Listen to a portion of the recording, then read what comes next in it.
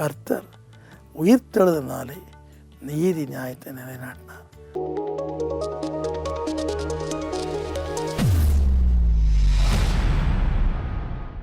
Praise the Lord, ஹல்லேலூயா. நான் உங்களுக்கு ஆறுதலாக சொல்லும் வாசனங்கள், வார்த்தைகள். Good morning. கர்த்தர் ஆசீர்வதிக்கட்டும்.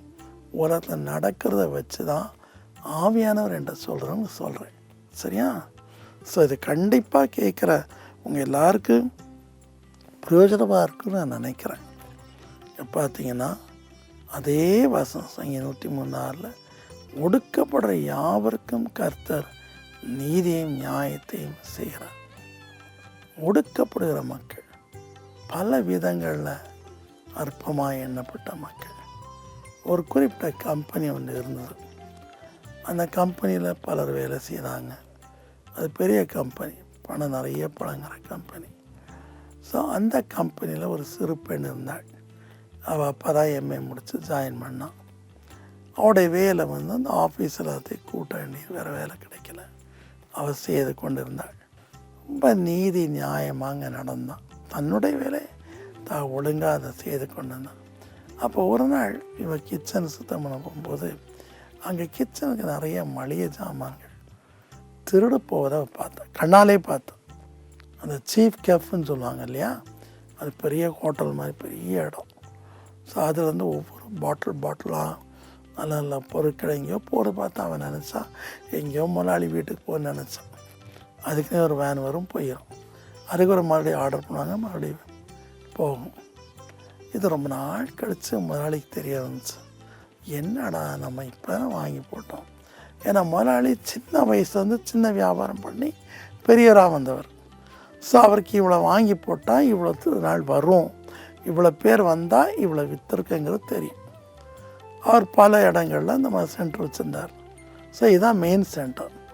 ஸோ இது மெயின் சென்டர் இப்படி குறையுதே, இவ்வளோ சீக்கிரமாக குறையுதே, இது என்ன விஷயம் அப்படின்னு சொல்லி அவர் நினச்சார். அப்போ சிசிடிவி கேமராவில் இல்லை, நினச்சிட்டே இருந்தார். ஸோ ஒரு நாள் என்ன பண்ணார், இந்த பிள்ளையை கூப்பிட்டு, ஏம்மா உனக்கு ஏதாவது தெரியுமா அப்படின்னு கேட்டார். இந்த பிள்ளை ரொம்ப தயங்கிச்சு.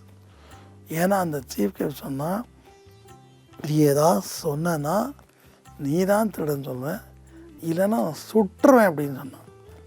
இந்த பிள்ளை கைகாலெலாம் பயங்கர தடுமாற்றம், நடுங்கிட்டான்.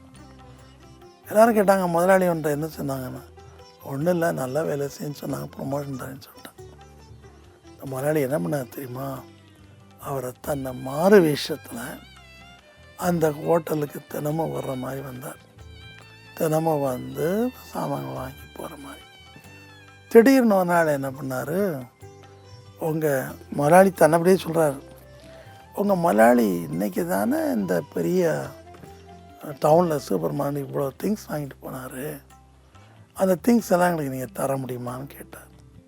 எல்லோரும் நினச்சாங்க இதுக்கு இருக்க பேல இவன் இங்கே வாங்க போகிறான். ஆனால் அவர் கேட்டுகிட்டே இருந்தார். சரி போட்டான், ஒரு வேடிக்கையாக பார்க்க விரும்புகிறான்னு சொல்லி அந்த கிச்சனில் ஸ்டோர் ரூமுக்கு கூட்டிகிட்டு போனார். கூட்டிகிட்டு போனால் அவர் நினச்ச மாதிரி அதில் பாதி பொருள், நேற்று வாங்கின பொருள் பாதி பொருள் இல்லை. வந்துட்டார். சார் நீங்கள் விலை பேசுங்க, நாளைக்கு நான் வாங்குறேன்னு சொன்னார். வாங்குறேன்னு சொன்னவர் என்ன பண்ணார்னா, பாத்ரூம் ஒழிய அந்த கிச்சனில் ஒரு ஓட்டை போட்டிருந்தார். யாருக்குமே தெரியாது. நைட்டோட நைட்டு வாங்கி ஒரு சின்ன சர்மாச்சு. ஸோ அந்த பிஸ்னஸ் டைமில் அவர் என்ன பண்ணார், பாத்ரூம் போகிற மாதிரி அந்த திறப்பை மட்டும் அப்படி திறந்து பார்க்கும்போது இந்த சின்ன பிள்ளைய அடின்னு அடிக்கிற சத்தம் கேட்டுச்சு. சீஃப் கேப்பு பார்த்துட்டே இருந்த மனுஷன் டக்குன்னு அந்த திறப்பில் அடைச்சிருந்த கட்டையை விலக்கிட்டு உள்ளே வந்தார். அதுக்குள்ளே தன்னுடைய ட்ரெஸ்ஸை மாற்றிட்டார், முதலாளி மாதிரி. நேராக வந்தார். அந்த சீஃப் கேட்டார், நீராண்டா திருடன், நீதி நியாயத்தை புரட்டுனவன், இந்த என்ன பொய் சொல்கிறேன், இந்த பிள்ளை தான் திருடுச்சுன்னு அடிக்கடின்னு சொன்னால, இன்றைக்கி நான் நேராக பார்த்தேனார். அந்த பிள்ளைக்கு ஒரே சந்தோஷம், ஏசப்பா ஸ்தோத்திரம், என் நீதி நியாயத்தை நீங்கள் நிலைநாட்டிட்டீங்க, ஒடுக்கப்பட்ட என் கண்ணீரை தொடச்சிட்டிங்கன்னா. முதல்ல இந்த பிள்ளையை மருத்துவமனை கூட்டி போய் ட்ரீட்மெண்ட்லாம் கொடுத்துட்டு அவளுக்கு கூப்பிட்டு அவளுடைய வீட்டில் தான் ஒய்ஃபு தான் பிள்ளையோட உட்கார வச்சு சாப்பாடு கொடுத்து சில முறைகளை சொல்லி கொடுத்தார். இவ்வளோ பெரிய இடத்த எப்படி மேனேஜ் பண்ண சொல்லி கொடுத்துட்டு நெக்ஸ்ட் டே எல்லாரையும் கூப்பிட்டு, நீங்கள் எல்லோரும் இந்த திருட்டத்தில் ஈடுபட்டவங்க, நீங்கள் எல்லாரும் வேலையிட்டு போங்க அப்படி சொன்னார். பிள்ளைய அந்த பெரிய இடத்திற்கு மேனேஜராக வச்சுட்டு அதை ஓனர்ஷிப் எழுதி கொடுத்தார். நடந்த ஒரு நிகழ்ச்சி.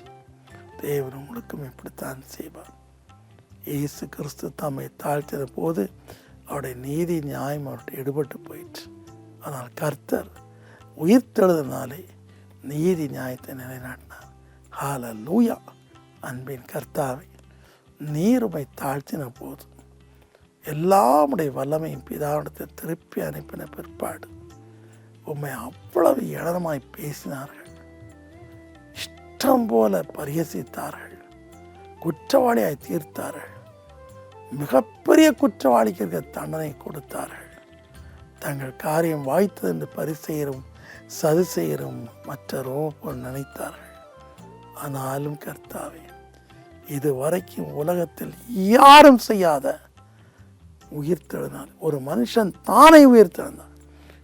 But Jesus Christ can prove himself. நீதி நியாயத்தை உயிர்த்தெழுமை நிலைநாட்டினார். இதே போல இன்றைக்கு யார் யாருடைய வீடுகளில், யார் யாருடைய ஸ்தாபனங்களில் அநீதியாக குற்றஞ்சாட்டப்பட்டவர்களை விடுதலையாக்கும், அவள் கண்ணீரை தொடையும், நீதி நியாயத்தை நிலைநாட்டும், எல்லாவற்றையும் பார்க்கிற தெய்வரின் நீதியை நியாயத்தை நிலைநாட்டும். அவருடைய ஆசீர்வதியம் நீர் உயிரோடு இருக்கிற நிலைநாட்டும். இந்த பொல்லாத உலகத்தில் சீக்கிரமாக என்னை நியாயபிய வாரும். உம்மை நாங்கள் வரவேற்கிறோம். வாரும். உம் வல்லமையினாலே அக்கிரமக்காரை அழித்து அல்லது அவருடைய முடத்தில் மனந்திரும்ப வைத்து உலகத்தை நீதியாக நிரப்பும். இயேசுவின் நாமத்தில் வேண்டிக் கொள்கிறேன் பிதாவே. ஆமேன். ஆமேன்.